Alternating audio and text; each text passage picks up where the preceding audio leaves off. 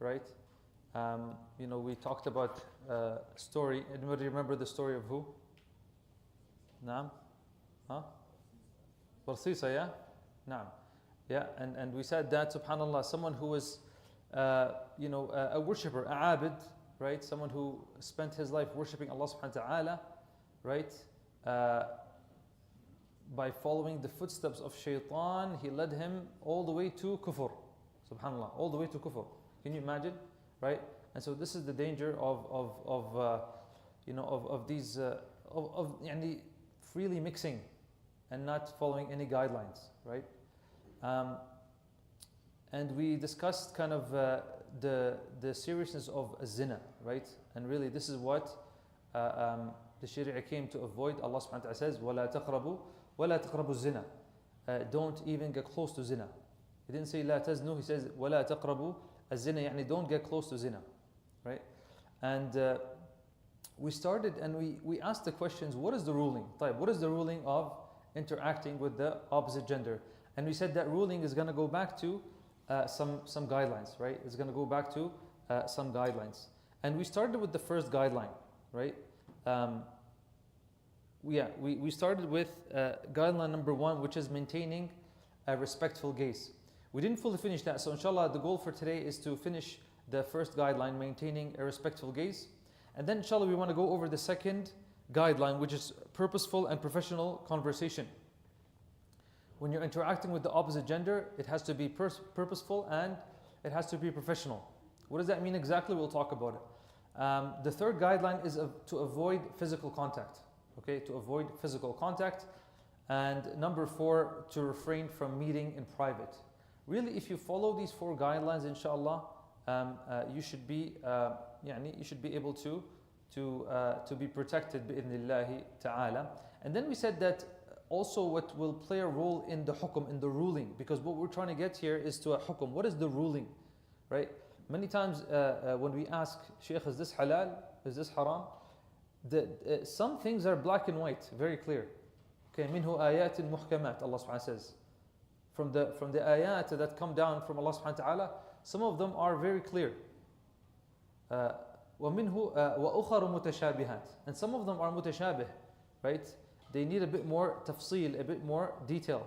And from those questions that need more detail is this one. That's why we're spending so much time on it, right? And so sometimes we want just a quick answer, halal, haram, right? No, it needs some clarification. We'll have to look at context. So from the other things that we need to look at, bi'idhnillah ta'ala, we will go to part 2, inshallah, next week, right? The culture, customs, social norms, understanding, sadd al-dhara'i', right? Blocking the means, the concept of blocking the means. What does that mean? And can it really make, what leads to zina haram, right? And then understanding haja, what is a need, right? What darura, and how do they affect the ruling?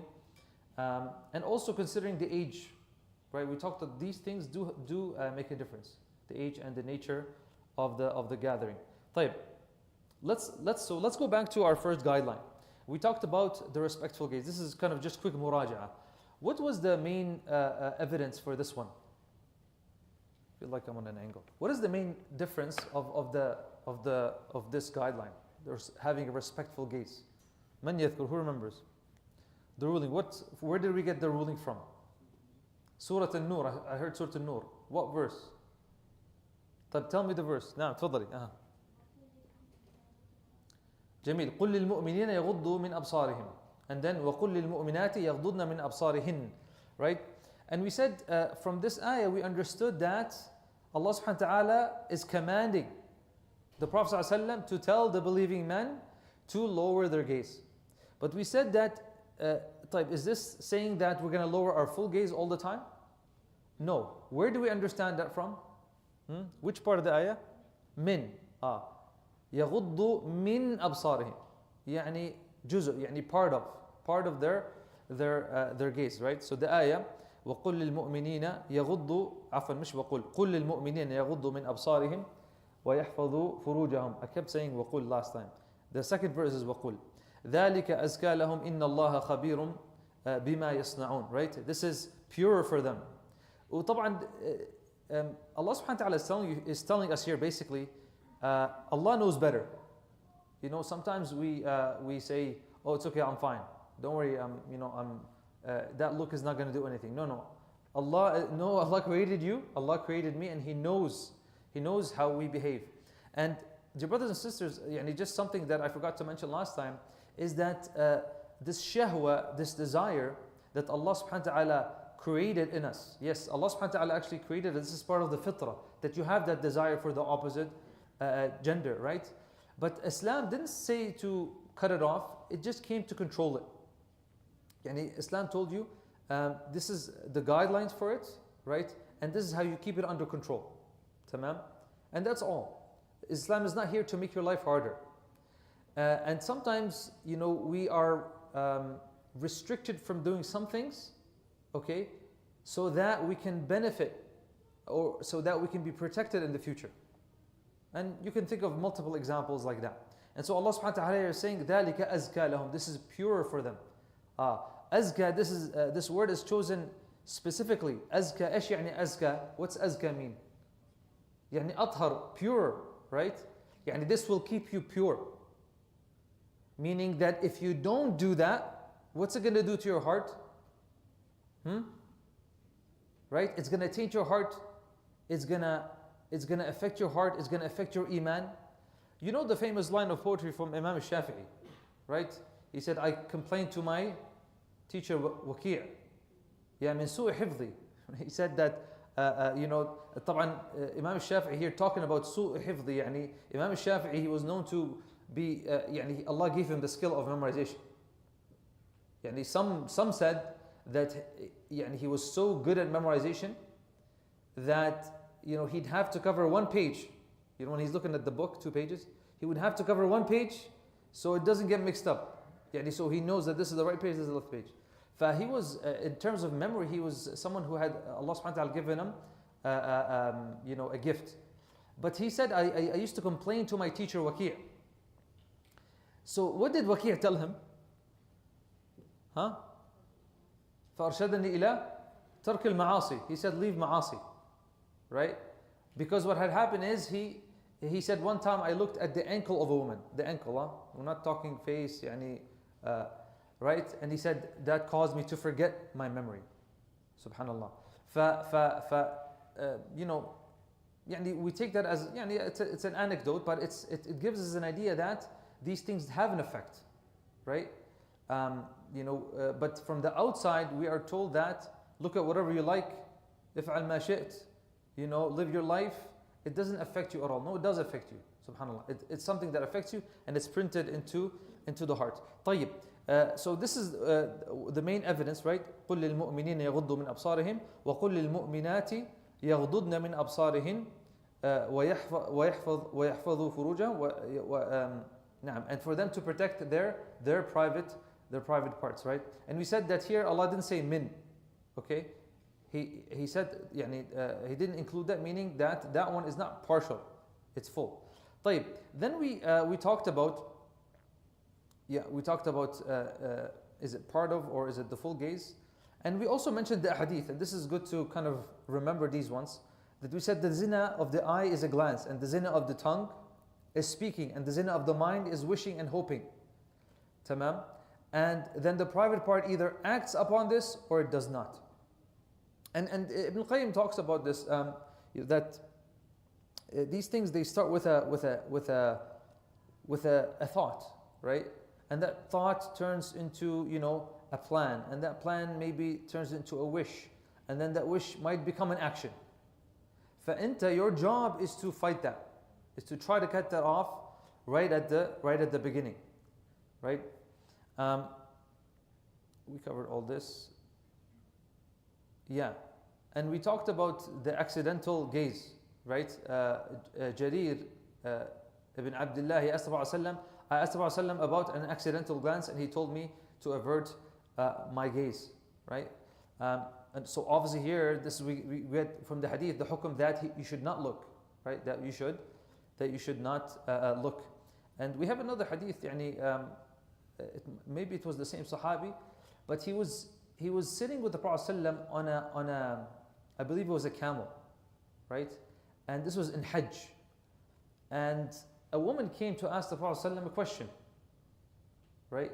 Now, according to some other narrations, يعني the Sahabi behind the Prophet ﷺ, so imagine the Prophet ﷺ and the man is behind him, the woman came to ask a question.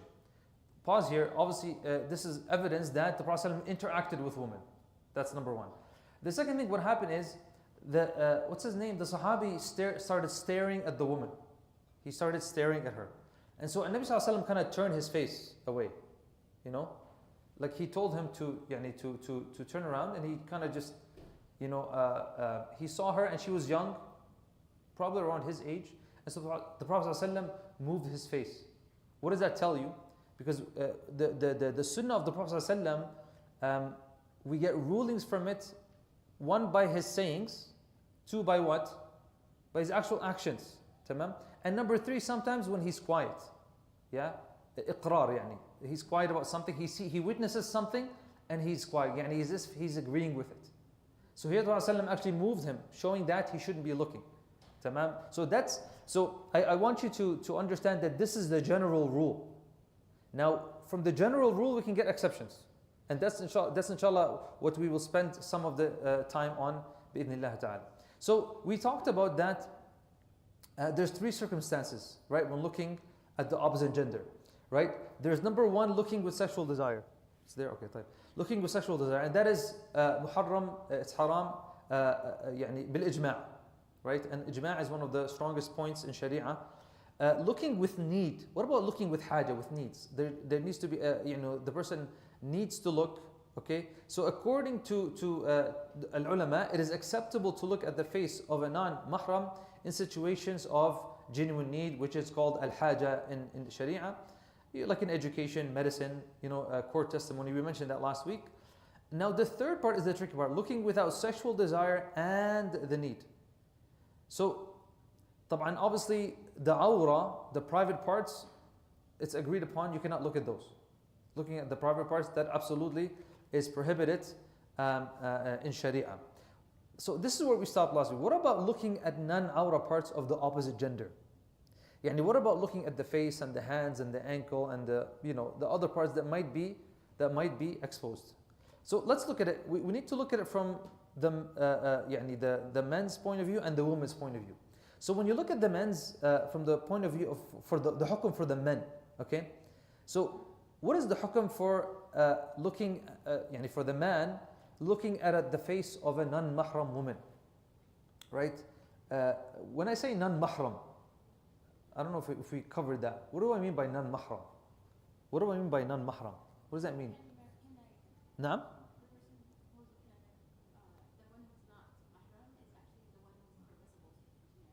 So the non-mahram is the one who's permissible for you to marry.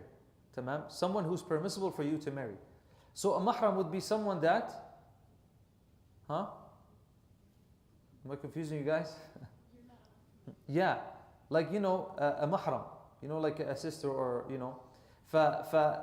here we're talking about men looking at a woman's face without any sexual desire. So the first opinion, they say it's permissible.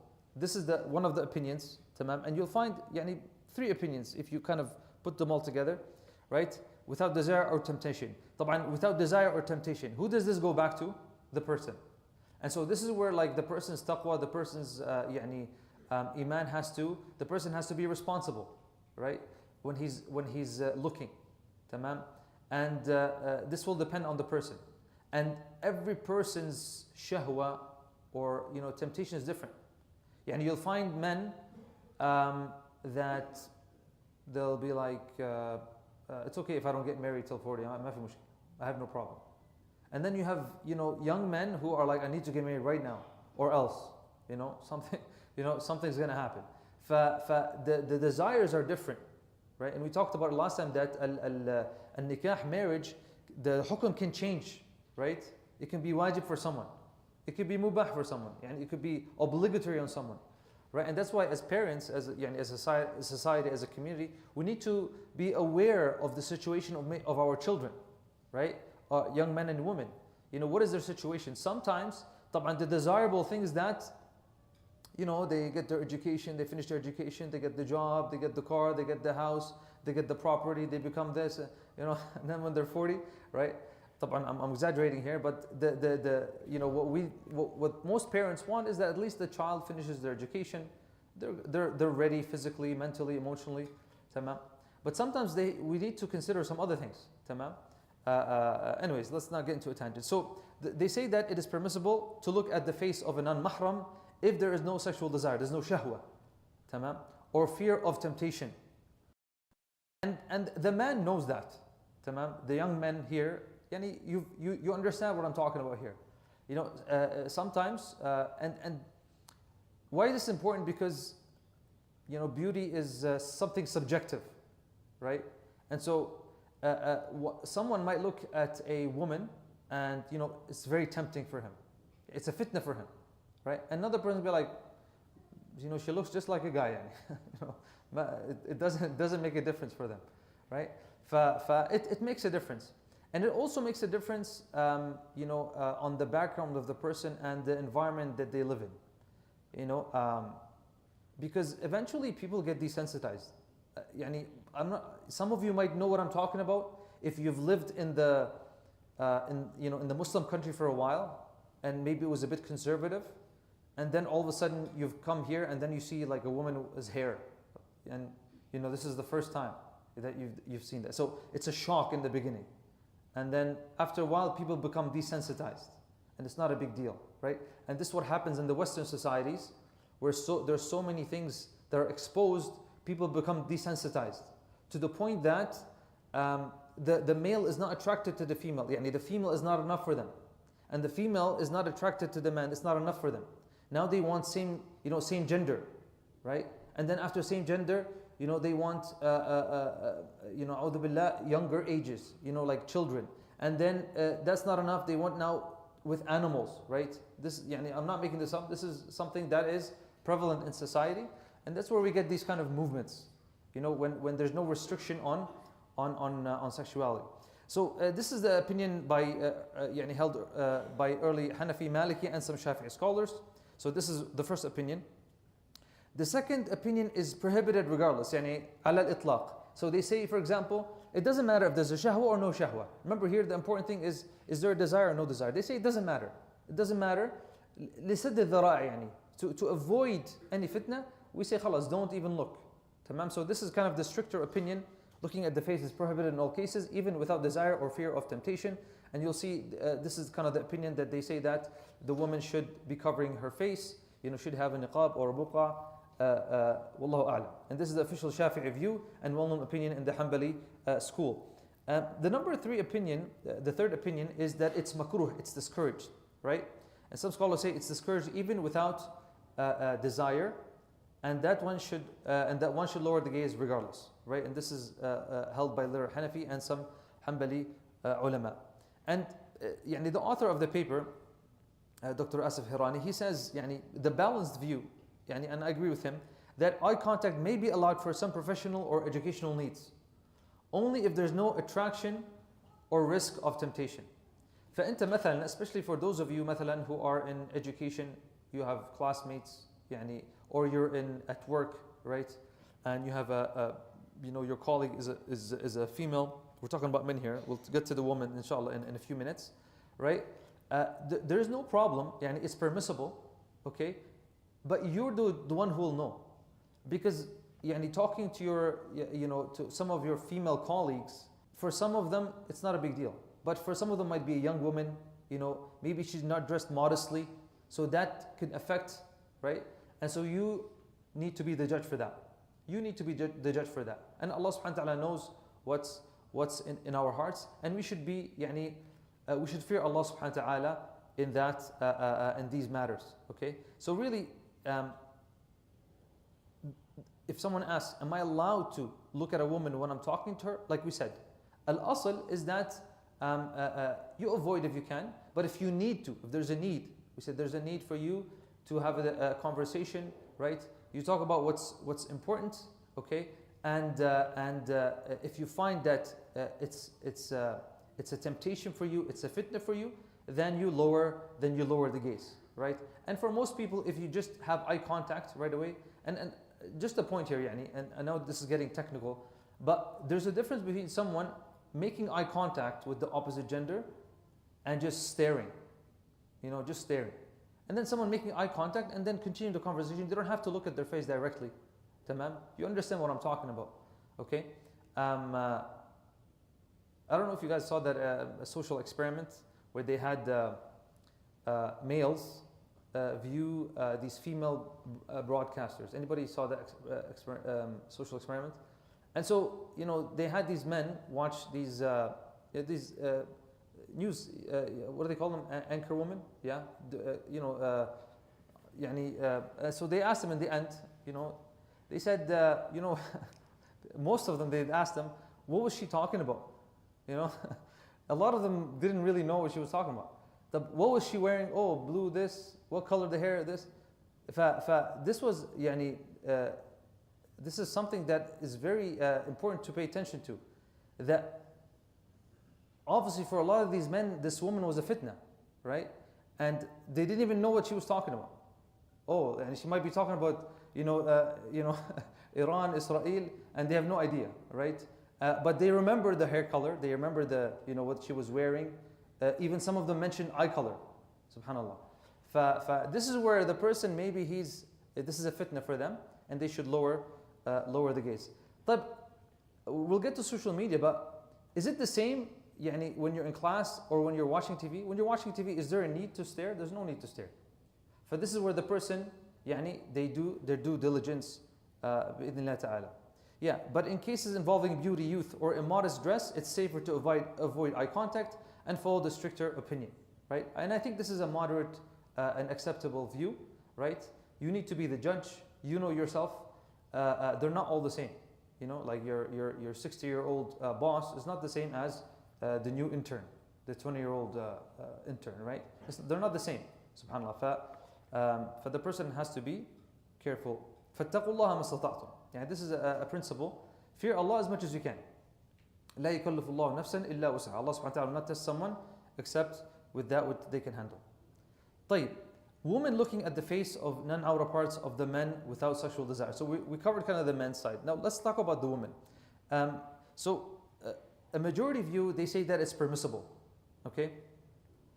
So the face, like the chest and the hands. And so they say, and this is the majority of the ulama. And you'll notice that the hukum for the woman is a bit lesser. Right? Why would that be? What do you guys think? Why would the hukum of the woman be a bit lesser? Yeah. Or the restrictions are less? نعم تفضل.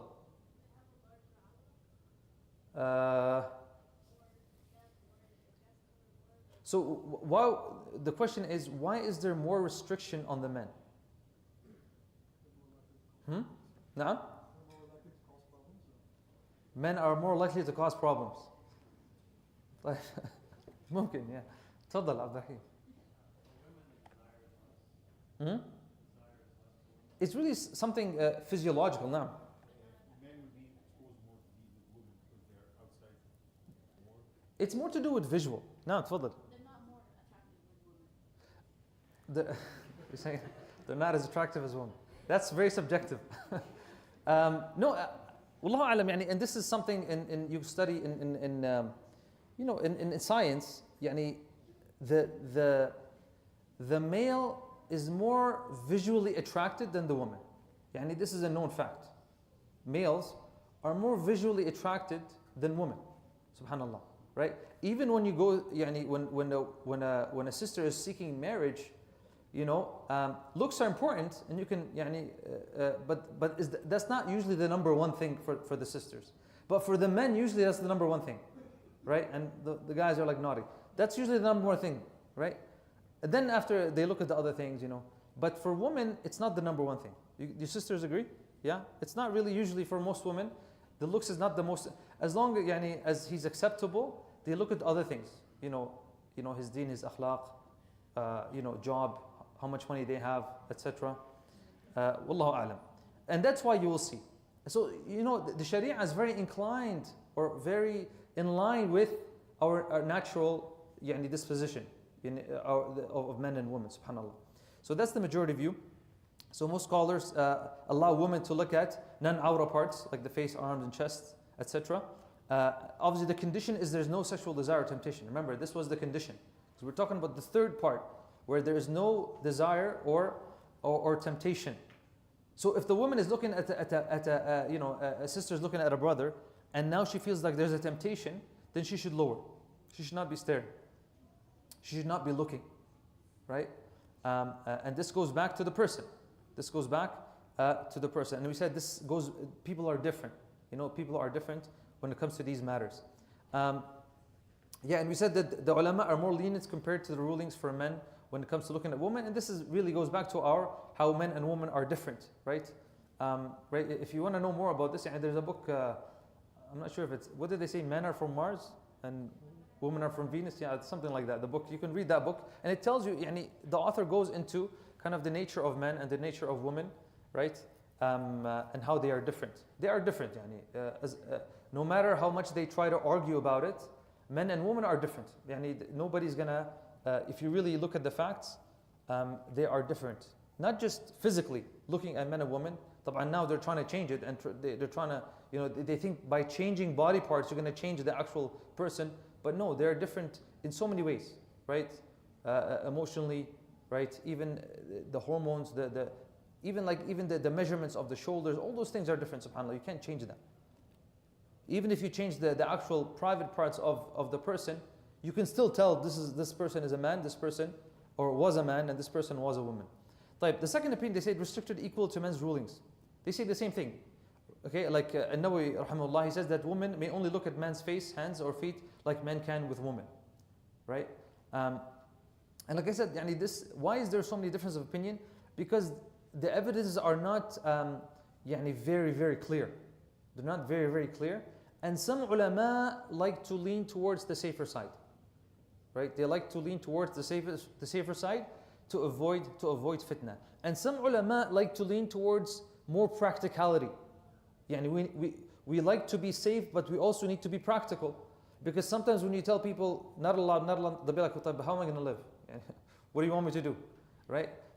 Sharia also came it came, it's supposed to be applicable in our day-to-day life, whether you're living in the East or the West.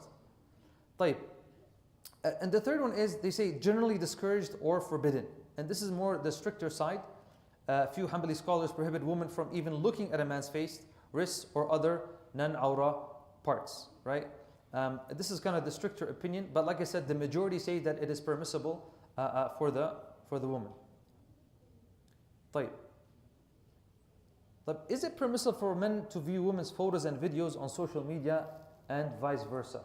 So now we talked about kind of the non-awra parts for men and looking at the non-awra parts for women. And we saw that for men it's a bit stricter, the woman it's a bit more lenient. But for both of them, this is when there's no desire, no shahwa, no temptation. As soon as there's a temptation, someone feels a temptation, then they should look away. What about, our phones? This is the biggest fitna. Okay, lots of benefit from our phones and social and devices, but they can also be a huge distraction. And they have made it so easy for people, right? To view pictures and videos.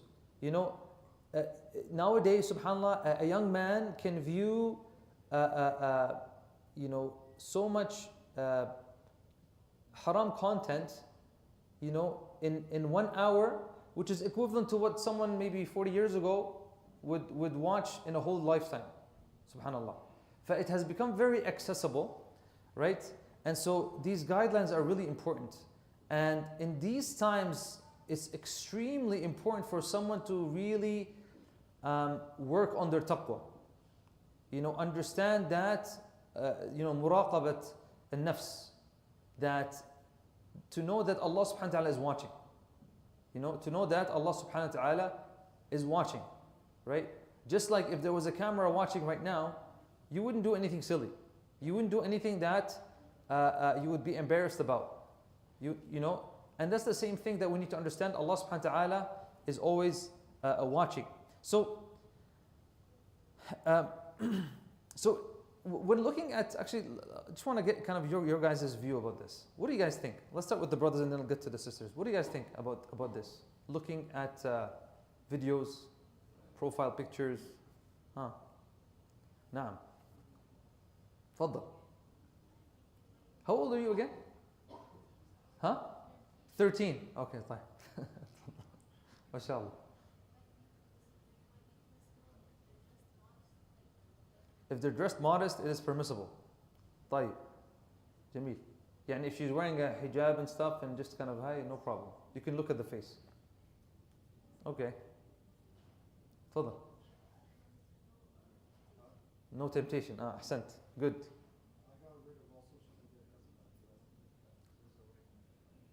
You got rid of all social media accounts except LinkedIn because you need a job.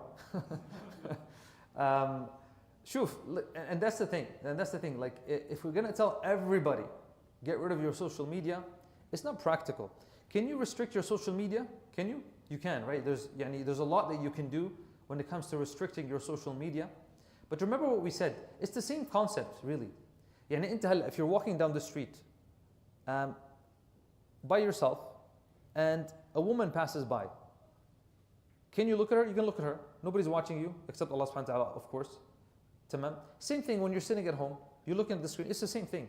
The only issue is that the screen is right there, right? It's accessible, and a person might just get lost into it, and not realize. For really, it's the same thing. طبعا, if there's no need for you to look, then there's no need for you to look. Tamam. We're going to talk about the difference between someone looking for a sister in marriage. That's a bit different. Tamam. But we're talking for someone who's not. But then someone is married or someone is not looking for marriage. Tamam. طب let's look at the actually sisters. What do you guys think? تفضلي نعم.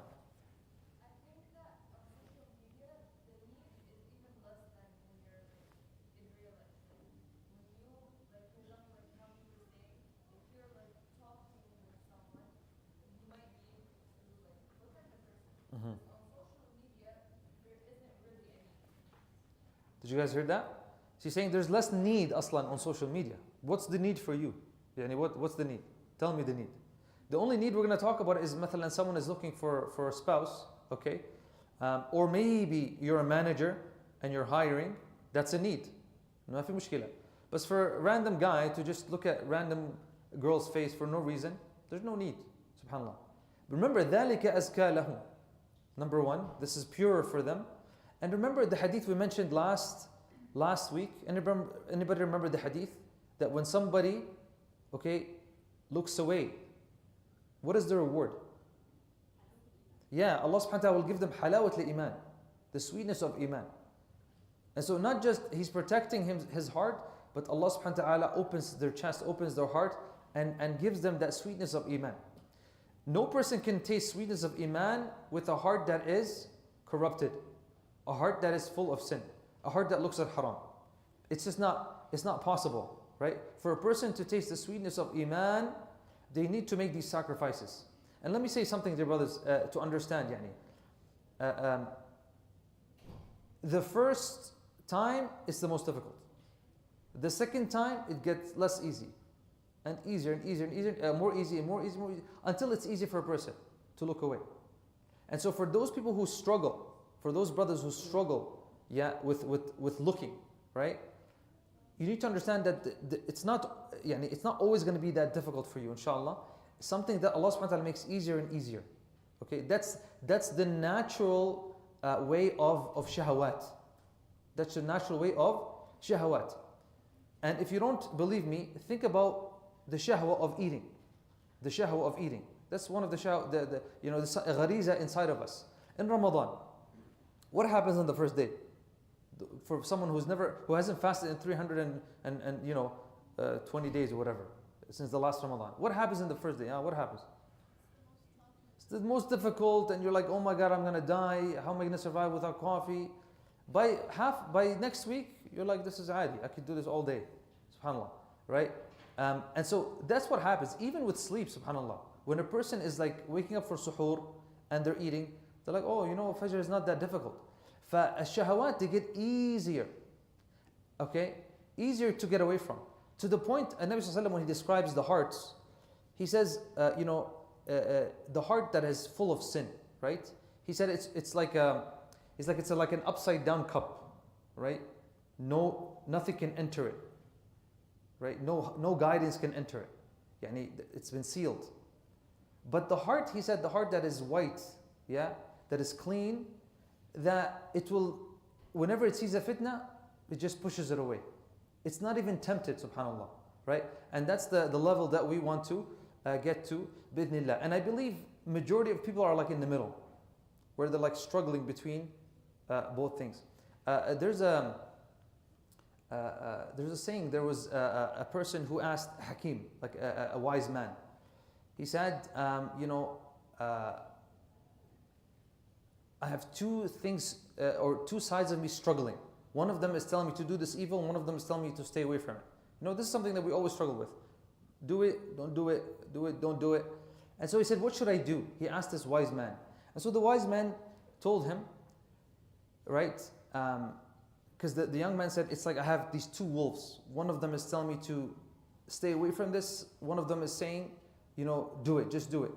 And so the man told him, whichever one of these two wolves you feed, it's the one that's going to win. Does that make sense? Meaning, if you're going to keep feeding your desire and looking and looking and looking, that's the one that's going to take over, right?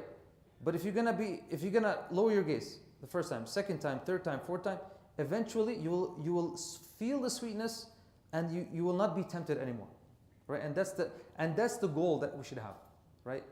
We shouldn't be at the level, and I'm speaking for the men specifically here. We shouldn't be at the level where we're saying I'm too weak, right? You shouldn't be at the level where you're saying this is impossible. Tamam? No, you should understand that this is possible. Remember, لا يكلف الله نفسا إلا وسعها. Allah subhanahu wa ta'ala will not test someone with something they can't handle, right? فاتقوا الله ما استطعتم. يعني fear Allah subhanahu wa ta'ala as much as you can. طيب. So we said it's permissible to view photos and videos for valid reasons such as job searches, matrimonial purposes, and educational reasons. These are all legitimate reasons. Other than that, there should be no reason why someone would be looking. Yeah, and it's not permissible if there's no genuine need. It might lead to temptation, right? A physical attraction, immodest content, right? And provocative behavior, right? So, use your common sense. So this is kind of, I'm not sure if you guys can see this. So this is kind of like just a summary of what we discussed. So looking at the opposite gender. So we said with sexual desire, it's haram with ijma', consensus, right? If there is a need, if there's a haja, we said that it is permissible, right? And we gave examples of a haja, like a medical doctor, etc. Or someone's looking for marriage, and then we said, what about looking at non-awra parts without sexual desire, right? So we said looking at awra parts haram, right? So if you go to the private parts, absolutely haram. There's no disagreement about that. Then what about looking at all the other parts, and this is what we just finished with, right? We said for men, looking at non-awra parts of the woman, right? We said there's 3 opinions. It's halal, disliked, or haram. And we said it goes back to the person, right? If they feel like there's a temptation or desire, they should look away, right? If there's a need, then they look, and then that's sufficient for them. And we said for the woman, it's much less, it's more lenient for them, okay? And it's really halal, that's the general rule. But if she feels like there's a temptation or desire, then she should look away. Okay, so this is kind of like a chart that kind of gives you a summary of what we discussed when it comes to looking. طيب. Jamil. So now we have covered the first guideline, which is maintaining a respectful gaze. Now we get to go to the second guideline, right? The second guideline when it comes to gender interaction is to make sure that the conversation, if you need to have a conversation, it is purposeful and professional. That the conversation is purposeful and professional, right? Conversations between non-mahrams should have a clear purpose. The way you talk with the brother talks to his friend, his male friend, it shouldn't be the same that he talks with the opposite gender. And the way a sister talks to her female friend should not be the same way that she talks to someone who is a non-mahram, right? From the opposite gender. So there should be a clear purpose. Unnecessary discussions that may lead to temptation should be avoided. But give me an example of unnecessary discussions in your school, in your work. Give me an example from the brothers, and then we'll ask this. What's something that is unnecessary? Now I need to see hands. Where? What did you do over the weekend? Yeah, so you're there, and what did you do over the weekend? Yeah, or you get into the elevator, nice shirt, or whatever, and you start talking about. So is it necessary? It's not necessary. Okay, your job is not on the line. Yeah. It's not unnecessary. Sisters, what is an example of an unnecessary conversation? اتفضل.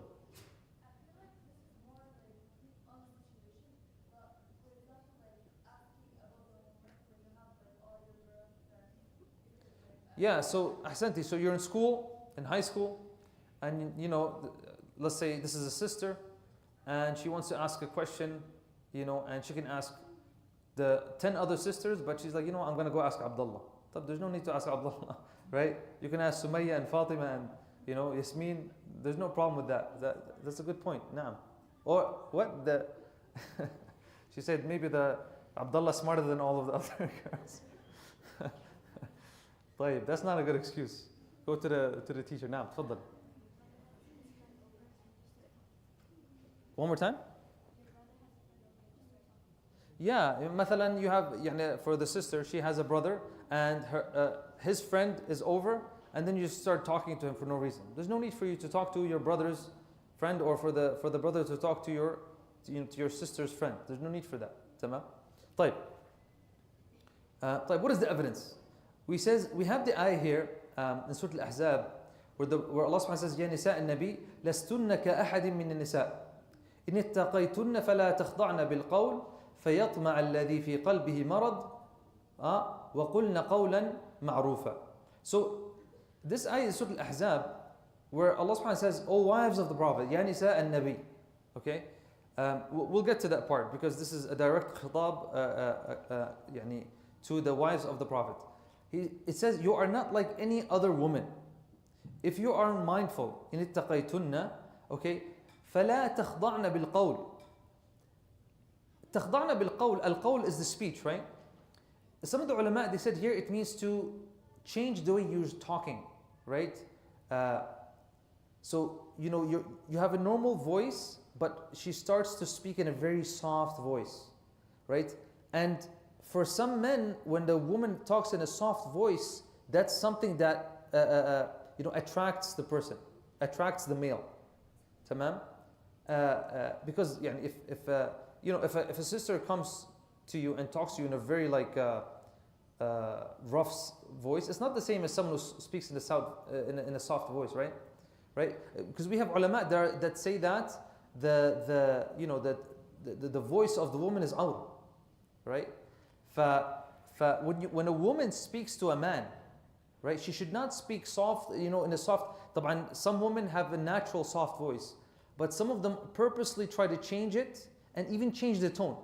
Sisters know what I'm talking about, and the brothers know what I'm talking about. They'll change the tone, right?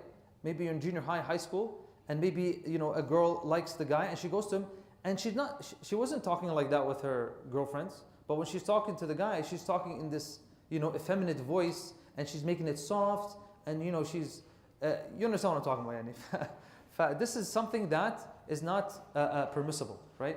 So فلا تخضعن بالقول.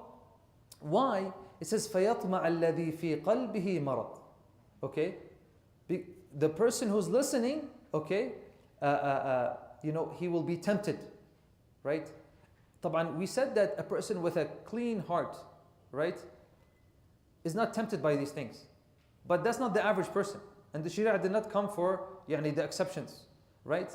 But the person who might have sickness in their heart, they hear a voice like that, they get tempted, right? And maybe that will cause that person to do something haram. Subhanallah, right? You might think I'm going far with this, but it's possible that a woman might get may Allah subhanahu wa ta'ala protect us, raped later because of something like that. A person is tempted just by her voice. He didn't even see her face, asla. Subhanallah, right? And you'll understand what I mean specifically if you've lived in countries where women wear niqab, right? And مثلا you're shopping and she's the cashier and you hear her voice, right? And then all of a sudden you're like, okay, I wonder what she looks like, whatever, right? These ideas might come up to the person, right? Just from the voice. You might not have even seen the eyes, subhanAllah. But just the voice can actually be tempting, right? So this verse does not say do not speak to men at all, obviously. But this verse clearly shows that conversation between men and women are not entirely prohibited, but some guidelines need to be followed, should be followed. And this is something that we can extract from this ayah. Now let's look at some guidelines for conversation. So what are some guidelines for conversation? Number one, the tone should not be tempting. We just mentioned that from the verse. Okay? So the voice of a woman is not a awrah. This is the majority opinion. I told you some minority opinion. They said that the voice of the woman is awrah. Okay? It's a weak opinion. We respect that opinion. But it seems like the majority of the ulama, they say that the voice of the woman is not awrah. Okay? And we see that the ayah suggests that she should speak honorably and for her voice to not be intentionally made soft or tempting. If her voice is naturally soft, she's not at fault. But if she intentionally does it so that she can attract the opposite gender, then that is sinful for her. Okay? And the Mufassirin, they say that this was a practice from Jahiliyyah. Let me ask you a question. Is this a practice that people do now? Yes, people do that right now, subhanAllah. This is mentioned in the books of tafsir, that was done, things that would be done a long time ago, subhanAllah. And so, the Quran is practical. This is not fairy tales. This is something that is practical and is happening nowadays. Number two, conversations should be professional. Okay? There's no need to talk about unnecessary topics. Tamam? So, someone at the workplace, they have a female مثلا boss. Tamam? So if you need to ask her, a question, ask her the question, whatever is needed. But there's no need to talk about, what are you doing for the summer? There's no need for that. It's not a haja, it's not a need. You keep it professional and you move on. And the brothers and sisters, I want to say something important. Just a side point, but I think it's important. Sometimes as Muslims we feel inferior. Sometimes as Muslims we feel inferior because of our faith. True or false? Right? And so we'll say, oh look, Islam restricts us. I want you to understand that these principles that I'm mentioning and are going to mention, these are principles that many non-Muslims follow as well. Because of lawsuits, because of accusations, because of gossip in the office, etc. And people who are in the workplace, right?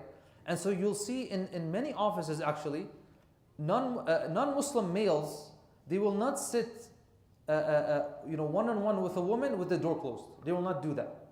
For the safety of their job, accusations, whatever it is, subhanallah. Understand that when the Sharia tells you something, you need to have yaqeen, you need to have certainty that this is for your best. And Allah is there, this hukum is there to protect you. ذَلِكَ أَزْكَى لَهُمْ. When Allah says ذَلِكَ أَزْكَى لَهُمْ, this is pure and better for them, you should have yaqeen. You shouldn't feel inferior. Actually, you should feel superior. I'm following a system, I'm following a religion that protects me.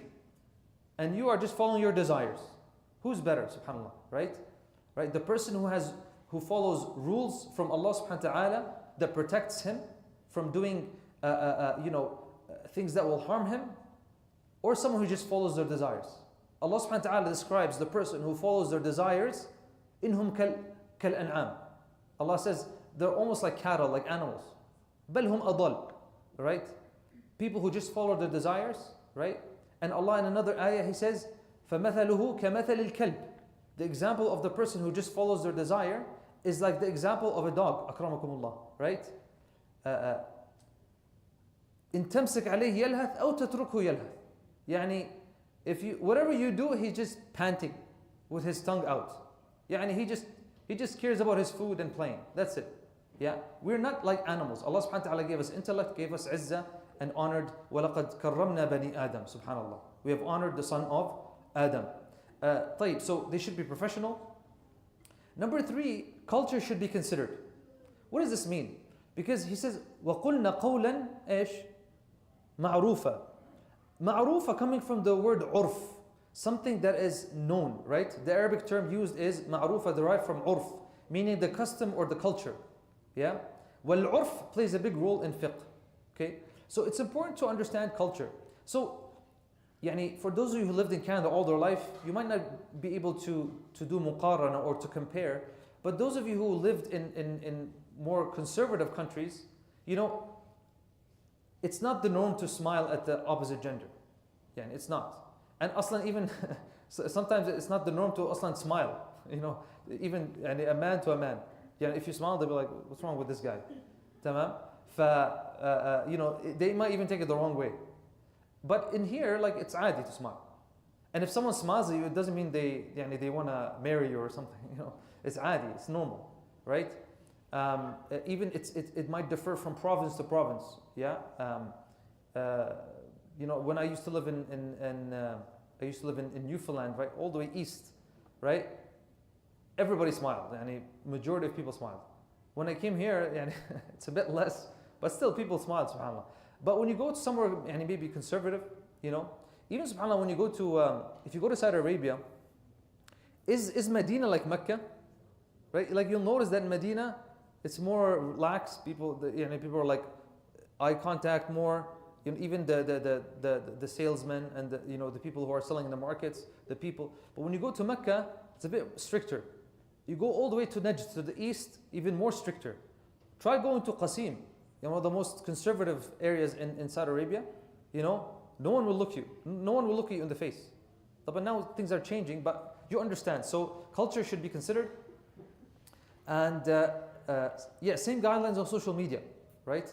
The Arabic term al-qawl, طبعا here, al-qawl here, it's talking about communication, right? Including verbal and non-verbal expressions and unspoken thoughts held in the heart. So therefore, it is of utmost importance to uphold dignity in non-verbal communication and refrain from indecent language, unnecessary use of emojis, and appropriate internet slang. Even in social media, we need to be careful. If you're on social media or you're in WhatsApp group or something, مثلا you have a volunteer group or whatever, and there's females there, you need to be considerate as well. You need to be considerate as well. And it's extra dangerous with texting. You understand? Like, in texting, people can misunderstand things so fast. مثلا someone puts a heart, that could mean many things, right? Someone puts a smiley face, that could mean many things. And for the sisters, when they do emojis, they go all out. And so when they're messaging each other, adi. But if one of them messages that to a guy, it'll be like, whoa, what's all this? We have to be very careful, especially in social media, right? Always ask yourself, what message might this give the other person? Tamam? When you're on social media, just make sure you are careful with that. Bi'idhnillah ta'ala. طيب. So this is kind of the summary, the basic guidelines for conversation. The tone should not be tempting. Conversations should be professional. Culture should be considered. And we use the same guidelines for social media, right? Same things for social media. On the phone, video call, whatever it is, if you're on a video call with the opposite gender, there's no need to stare the whole time. Tamam? Nobody looks at the camera aslan. And you're not looking at the camera. You can look anywhere and nobody will even notice. So there's no need to stare, and there's no need aslan to put that person in front of you. You can put her in the corner aslan. You can minimize her. You have full control. Obviously outside you can't. You can't minimize your boss. You can't drag her to the side. But when you're a computer, you can do that. Use your power in those circumstances now. Are we going to take questions now? We can take questions. Let's take questions later. Just try to remember, inshallah, just because I want to try to finish. 54, right? طيب. Jameel. طيب. Can we say salam to a non-mahram? What do you guys think?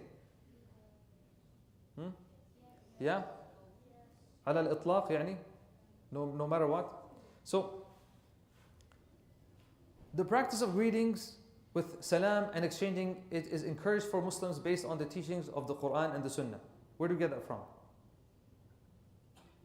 وإذا حييتم بتحية فحيوا بأحسن. And this kind of tells you that, when you reply with something better, right? وفي السنة أفشوا السلام. النبي صلى الله عليه وسلم, يعني this is a فعل أمر.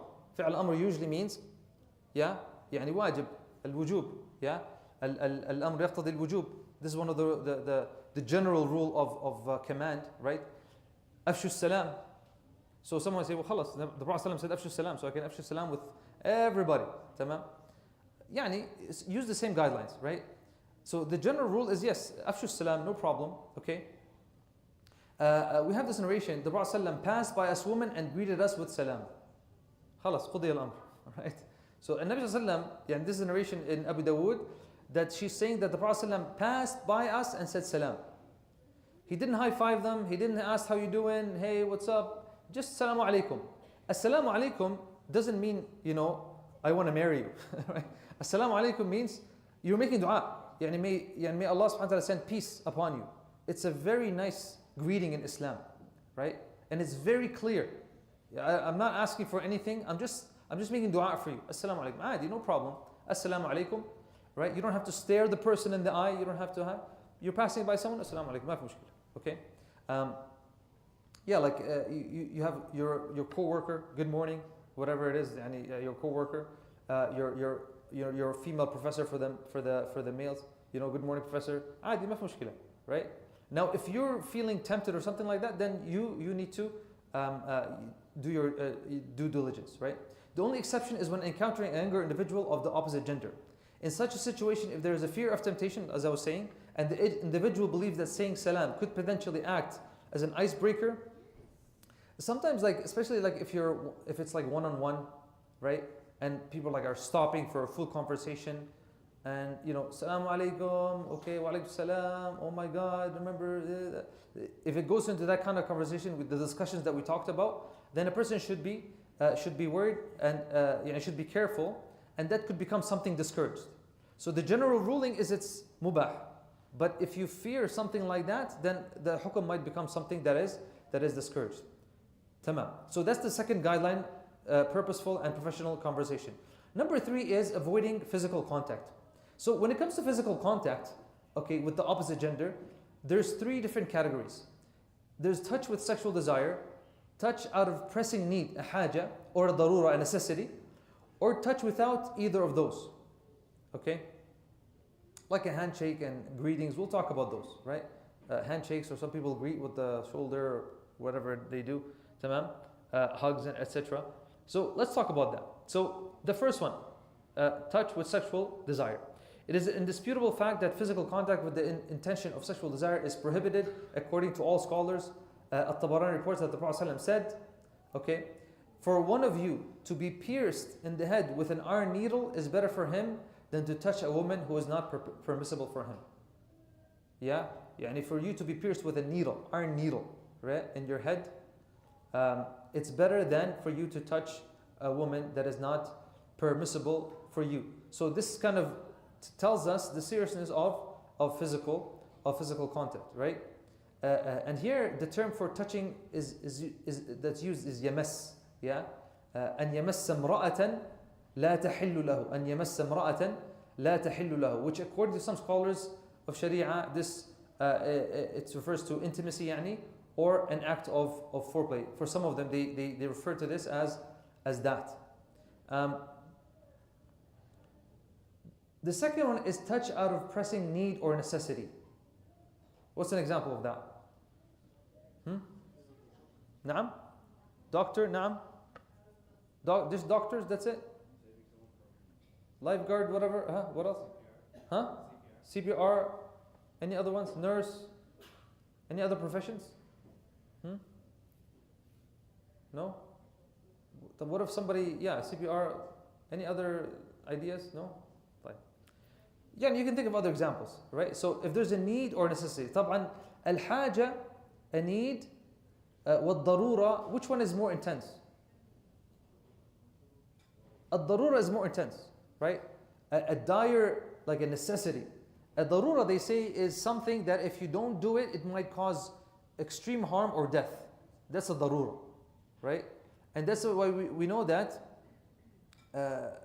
الضرورات تبيح المحظورات, right? These necessities that can make haram al-mahzur, al-haram, halal, right? So it's much more intense than a haja. A need is like, I need a car. But if you don't get a car, you're going to die? I'm not going to die, okay? But it's a haja, something that is going to affect my livelihood. That is a haja. So according to scholar consensus, physical contact with a non-mahram woman is permissible if there is a genuine haja, like a male doctor, right, who may need to touch a female patient for necessary treatment, especially when a female doctor is unavailable. طبعا al-asl is to find someone in the same gender, right? You can here, in most cases, you can ask for even for the woman who's giving birth. In many cases, she can ask for a female doctor, to do birth for her. You can request that, I believe, ahead of time. طيب, it is worth noting that scholars generally apply a more stringent standard for justifying physical contact compared to visual interaction. Yeah, notice this, that when it comes to physical, it is a bit more serious than the visual, right? Because that technically is the next step, right? Remember we talked about it starts here as an idea or a thought, then it's a look, right? Then it becomes physical. Then it becomes physical. And that's what the Sharia is trying to avoid. طيب, in situation of extreme necessity, darura, it is deemed permissible to make physical contact with the awra of a non-mahram, provided that the circumstances indeed amount to extreme necessity. Even the awra, subhanAllah. Like for example, they need to rescue an individual from drowning, or a life-threatening medical emergency as a gynecologist. You know what a gynecologist is, right? A gynecologist might have to do that. You might have to see a awra, right? And sometimes you don't have the luxury of the same gender. This would be something that is permissible. That is permissible. طبعا a male doctor who's a gynecologist and has to see opposite gender, that person has to be extra careful because he's exposed to these things. Any Muslim who's going to be in this kind of profession needs to be extra careful, right? Because he's exposed to this kind of fitna. طيب. Number 3, touch without sexual desire, okay? Such as handshakes. This is the big one. Like, are you allowed to handshake? Can you shake the hand of a female for the brothers? What do you think? No. Anybody says yes? Sisters, can you? No reason whatsoever? It depends on the scholar. It depends on the school of thought. But is this something there is ijma' on? What do you guys think? Is there consensus? If there's consensus, there's no point discussing this. Is there ijma' on this? طيب, let's go through this.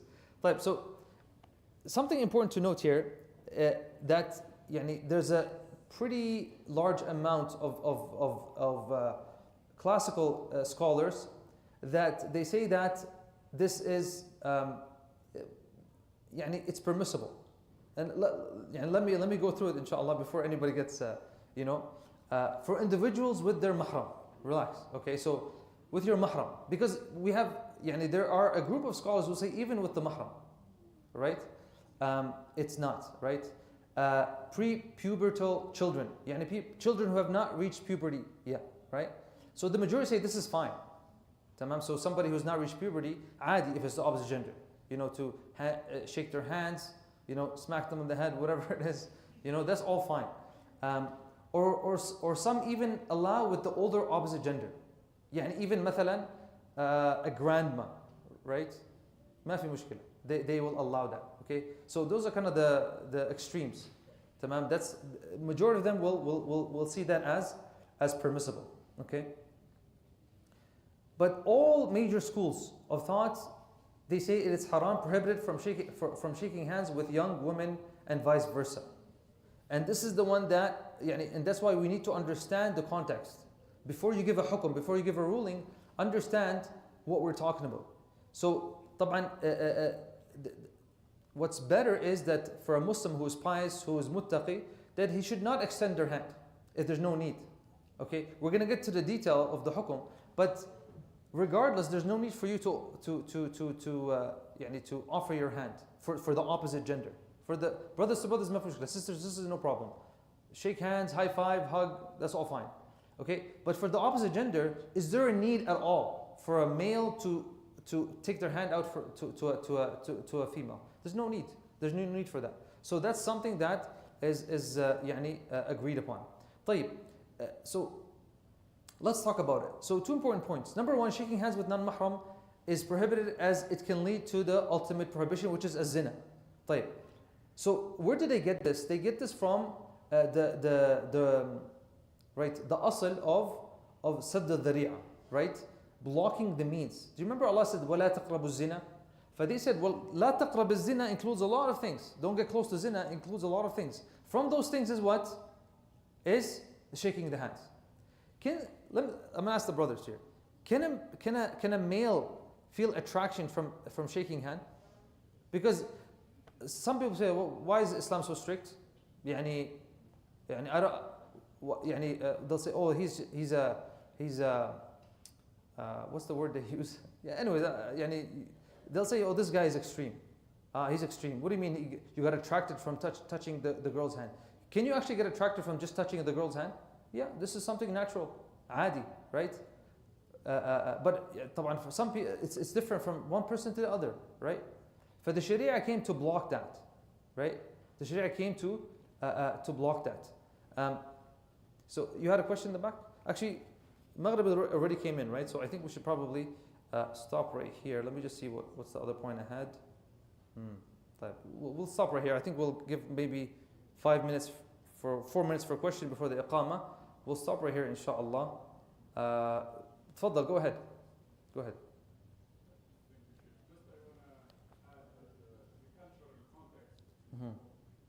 Hey, now.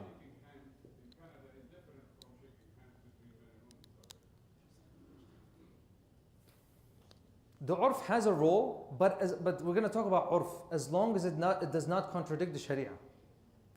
So the cultural norms have a role in Sharia, and they're accepted as long as they contradict. The hadith I was going to go over, that the Prophet ﷺ said, I never shook hands of any woman, right? And to touch, the hadith that we talked about, to be poked with an iron is better than for a male to. So it sounds like it's contradicting, right? So this is where those who said it's muharram to shake hands, they'll say it's clear in Sharia. It doesn't matter if the urf says it's okay, right? The urf will never be able to contradict the Sharia. That's the important thing to understand about the norms of the society. Okay, does that make sense? But we're gonna explain that question inshallah bi'idhnillah next week. Naam, tfaddal. I have another question regarding to purposeful discussion we talked about with the opposite gender. Regarding to back to the workplace, sometimes right before a meeting, 5 minutes before a meeting, a group will gather and there will be a situation where we have a small talk. And in general, that small talk is not purposeful, and there could be a situation where one of the people in that small talk, that small group, is a woman. Would that mean that I should not engage in those? So you're saying that sometimes at work there's like we have a meeting that is purposeful, it's for the job, but before it people sit and they're like, hey man, what'd you do in the weekend, blah blah, until and everybody sits, right? Yeah. So if you're engaging in the conversation, does that count as something that is prohibited? First of all, it's a group of people, tamam, and they're having a conversation, and you don't have to participate, and so you can do what everybody else is doing and just be on your phone, just texting or something, or you can contribute as long as it's something that is, because sometimes these conversations can be there could be a need for them. You're the one who judges. If they're talking about going to the bar on the weekend, there's no need. Who cares? Aslan, you don't even know what to say. Okay, but let's say they're like, they're talking about Palestine, or something like that. I think there's a benefit in you in joining the conversation. You know what I mean? Especially if it's like a group, right? That should be fine. Bidnillah ta'ala. The other situation sometimes, so I'm not going to go and have a small talk with the opposite gender. But what if they come to my office and then they engage in whatever small talk before we go to a purposeful talk? Naam, I have an office مثلا, and this female co-worker just barges in, no adab, doesn't knock, right? Just walks in, and she's like, hey Mustafa, how was your weekend, blah, blah, blah, blah. يعني that's where obviously you can't, you know, يعني you can't like be like, get out of my office. Just yes and no answers. They'll get the point. You know? يعني you learn to how to end conversations, how to keep conversations going. I think this is a skill that many of us learn, and we know how to do it. And we all know people who want to continue conversations. And some people are obnoxious and they don't get it. you keep giving yes and no answers and they don't get it. But يعني obviously you do your best, and eventually people get the point. تمام. طبعا be polite, be respectful, and generally people يعني over time, you know, if they see someone that is not very, you know, open to conversation, they won't go back. It's just that's how things naturally happen. But again, be respectful, be nice, you know, and يعني don't give a bad image of Islam. One more question, we'll do the adhan iqamah. تفضل. But the sisters are going to get upset. Okay, we'll get one more here, one more here. تفضل.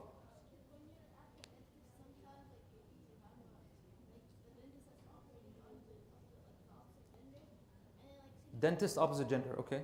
Mm-hmm.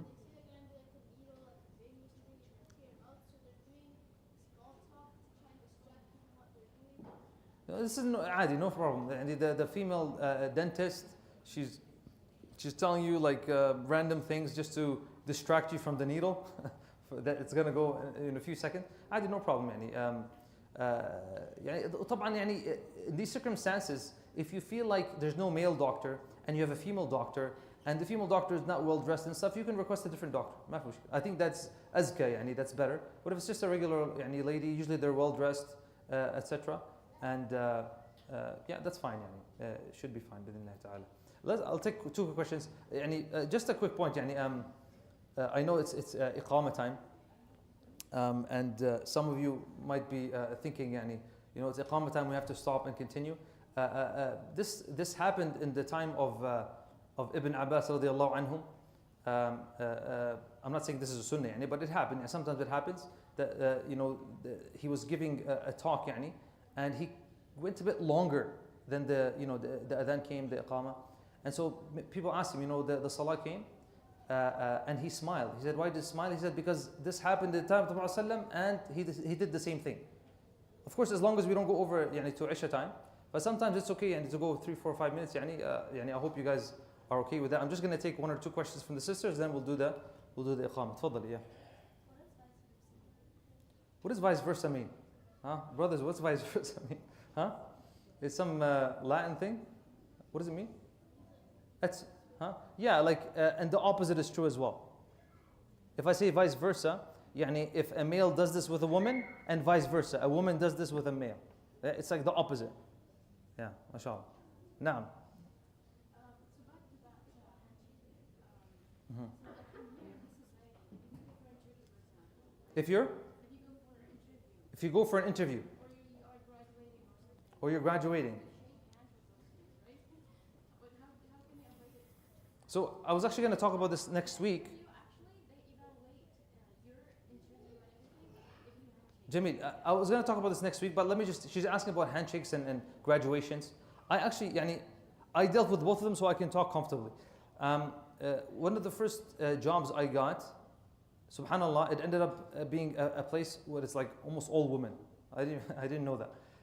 But before the interview, I sent an email and I said to her, just a few things, and I said that my faith, because of my faith, I cannot shake hands ahead of time.